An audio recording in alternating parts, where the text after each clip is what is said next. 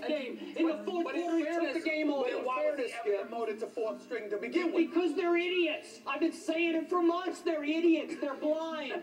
They're wrong. They were proven wrong this year. He went 8-5. He won a first-round playoff game against the #1 ranked defense in all of pro football. He threw for 316 and a overtime touchdown to win the game. What more do you need? Do your eyes deceive you? No, they don't. What do your eyes tell you? He can play. He's a gamer. He's a baller. I think what he did when he got the opportunity was he proved to everybody that he deserved it. I think your question, your point is, did he deserve the chance over a guy who was ahead of him on the depth chart? By the way, was a celebrated college player. You understand exactly what I'm saying. But he had a pretty good career, didn't he? But was he a big winner in college? No.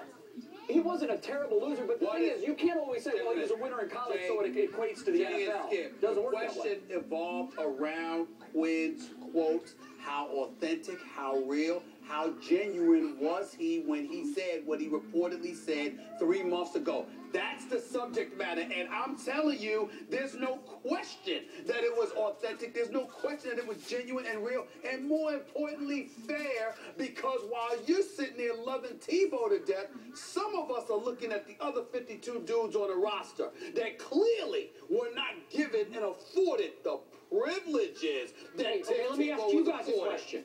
At 1-4, if you throw Brady Quinn into that fire, what happens to the Broncos? We How don't do know. they finish? We don't know. I saw his act in Cleveland. I saw it in Notre Dame. I saw it in Cleveland, too. Yeah. What if Kyle Orton finishes the year? What do they finish as a team? Do they win a couple more games? Maybe. Maybe they finish maybe 3-13. They were in the luck derby. It's very difficult to say. We saw it. No, I mean, you'd have to play it out. You can't just, you could project it. Look, I asked you to project it out, and you astonishingly got it. Okay, but Kyle Orton at that point was 4-14 in his last 18 starts for the Broncos. What do you think people on the roster are thinking? Let's get him out of there. Let's try something different. That's hindsight, isn't it? No. I mean, I was foresight on it. It was. I first guessed that one. You did. But in looking back on it, to Stephen A's point, and I think this is just the only point he's trying to make, if you can imagine how Brady Quinn feels if he was second on the depth chart. Yeah, I agree. So, I mean, I think that's the only point you're trying to make. That's all I'm trying to say. He would be devastated. He would be furious. How do you think he handled the whole thing? Well, I think he spoke his heart. That's all I'm trying to say. I also think he does like Tebow and he respects Tebow. I believe that as well. And none of that was portrayed in the article at all, to a fault. Well, let's speak to that for a second before we get to our next topic, because you guys know when sometimes you set out to write a piece, and it's almost written before you go out in the field to do your interviews. Is it possible that GQ came to him and said, he's the most controversial figure in sports, give us a juicy piece on Tim Tebow, and he went out and that's what he did? That's exactly well, I'm not gonna sit here. I try never to be critical of my colleagues because I understand that. No, and I know Mike's a great writer. There's a political side to things that go on in the newsroom and things that are so beyond our control. Absolutely. Most Americans don't even recognize that writers are responsible by and large for what's under their byline as opposed to what's above it. So sometimes the headline, we never write the headlines, but they don't know that. But with that being said, what I will say to you is this. Outside of a game story, because you know a game, you cover the game, you're usually on deadline, and then after that, you got to go there and write. You got 20, 30 minutes tops. You go into the locker room, you're just looking for a couple of quotes because you know pretty much what you want to say. Quick turnaround. But outside of that, you are not supposed to walk into anywhere saying, I'm going to write this, I'm just looking for quotes. The goal is to dig for the story, and whatever you get, as opposed to walking in there and saying, this is going to be mine. The article is a scathing look at Tebow's miracle run, written by a writer who clearly, like you, dug in early and said, he can't play. That was Mike Silver. I mean, that was basically his premise. That's what writers do, though. I agree. That's fine. Yeah, when you wrote, by the way, an agenda. That's in the majority. His absolutely. His take in this article is the majority. It is what it is. Let's move on. Okay, look, we didn't get to the most potent quote. Sure, okay. Which is the prayer quote. Can we see that again? Yeah. Just so we get it fresh in our minds. Here it is. If you look at it as a whole, there's a lot of things that just don't seem very humble to me. When I get the opportunity, I'll continue to lead, not necessarily by trying to get in front of the camera and praying, but by praying with my teammates, you know? Skip, you want to dive in on that? You wanted to touch on this. Go ahead. I'm about to go deep here, Okay. so bear with me. Yes, sir.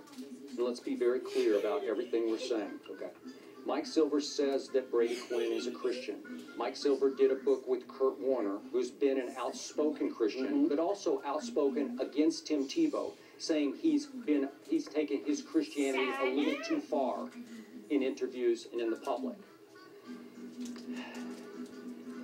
I believe that both Brady Quinn and Kurt Warner, as Christians, are out of bounds in their criticism of Tim Tebow. And I find especially this quote from Brady Quinn very offensive. Tim Tebow is an evangelical Christian.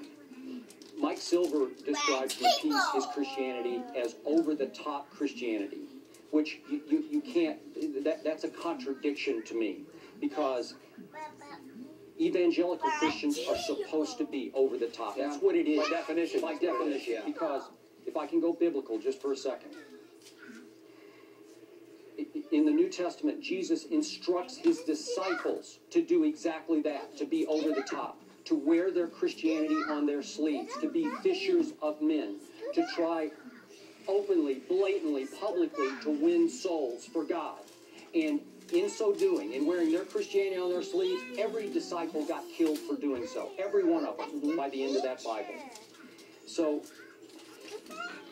in Matthew 6, 5 and 6, Jesus does say that he criticizes the hypocrites who show off and grandstand and pray in public, that praying should be done in private.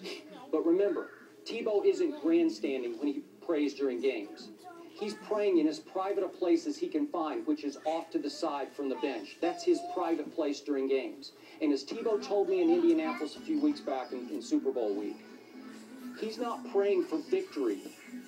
He's praying for the strength to honor God in victory or defeat.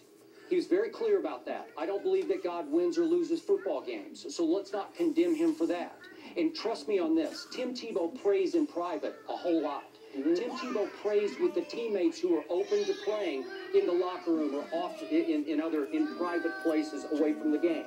But during the game, he's praying for strength to honor God. And I have absolutely no problem with that, because it's not show off, it's not grandstand, it's not self-promotional. It's genuine Tim Tebow, straight from the heart, doing what he believes he should do at any stressful moment in the game, is to drop to one knee off to the side from his teammates and pray. And I'm offended that Brady Quinn has a problem with that, because he's basically characterizing Tebow as a self-promoter, as a grandstander, as a hot dog, as a praying hot dog. He clearly doesn't use that language. But that's how it's coming across. He's making the distinction that he's I'm not going to pray in front of the cameras. If I'll go with my teammates off in private and we'll pray together. Okay, that's fine. But don't condemn Tebow. There are lots of different kinds of Christians. There are many definitions of Christianity. The evangelical is the most outspoken. It's the most, to quote Mike Silver, in his view, the most over the top, which is the very definition of being an evangelical Christian. And I have absolutely, as a Christian myself, no problem with that.